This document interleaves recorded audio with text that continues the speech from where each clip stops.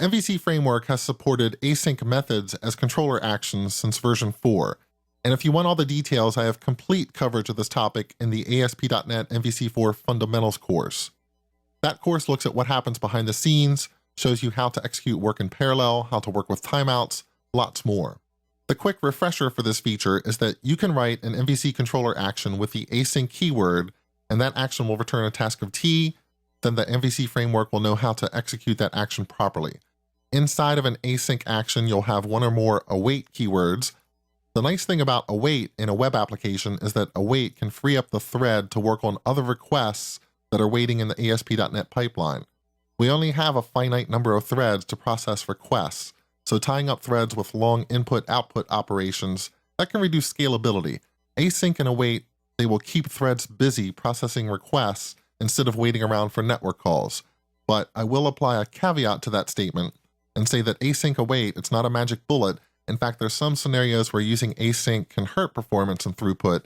So something that you should do for all types of performance optimizations is benchmark your application, take measurements, and make sure what you're doing is actually helping and not making the software worse.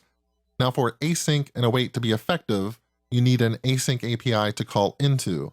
This version 6 of the Entity Framework now provides an async API. We'll take a look at that now. Let's look at the books controller in the application. The Entity Framework now provides methods with an async suffix, both as members of the DB context directly, and also some extension methods that end with the word async. The methods that have the async capability are typically methods that produce some sort of immediate concrete result. For instance, toList is something that will immediately execute a query, and it is something that I could call asynchronously. Instead of using toList, I'll use toList async. Now what is not immediately obvious here is that toList async no longer returns a list of books, it returns a task of list of book. Because this now returns a task of list of book, and not just a list of books, I have to be careful because that's not something that I just want to hand off to a view. If I come to look at that particular controller action now, I will get an error because that view expects an IEnumerable of book. It doesn't expect a task of something. And the easiest way to turn a task of T into T is to use the await keyword. So I want to await db.books.toListAsync. That means that this method will need to be marked with the async keyword, and this method also no longer returns an action result, it returns a task of action result. And to get this to work, I'll need to bring in the namespace system.threading.tasks.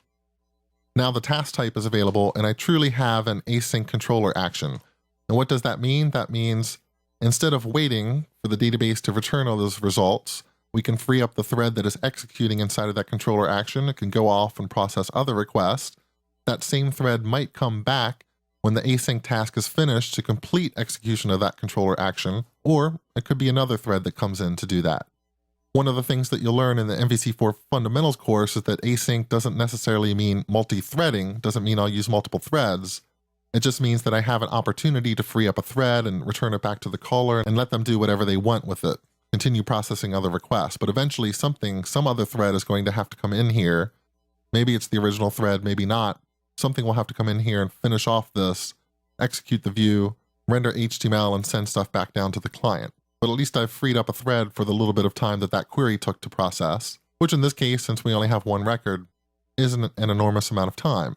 I might be adding additional overhead that I didn't need, and that's why I would need to test and benchmark this application. But I'll just show you some of the async APIs that are available.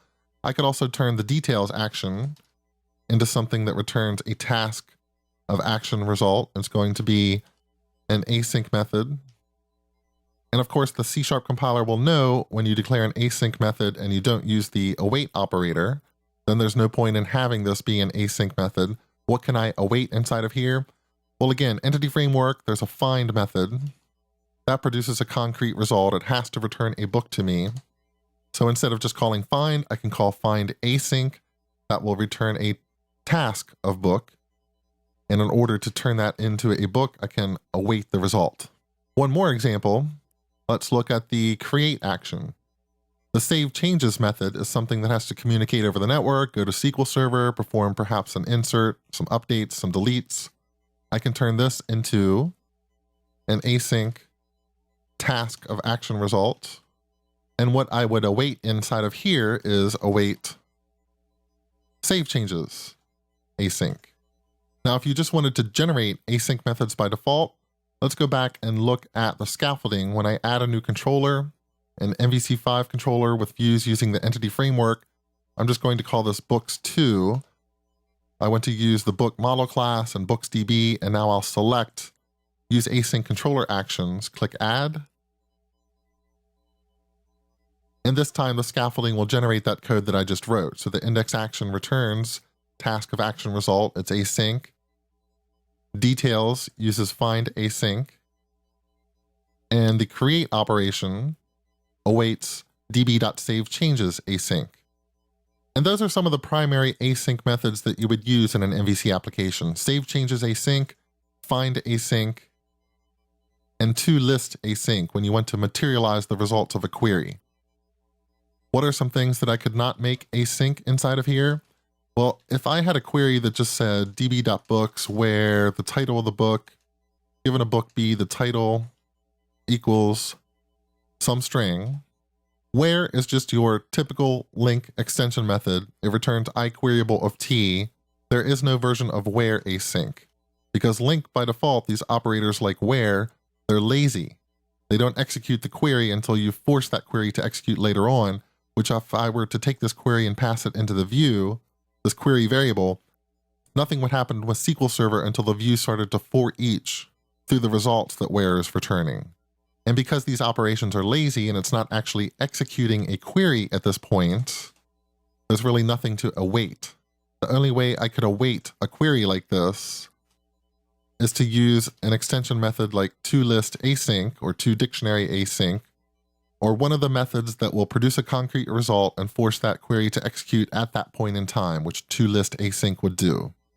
But you can see, using async await, relatively easy, and it does free up your threads to process additional requests that are in the pipeline.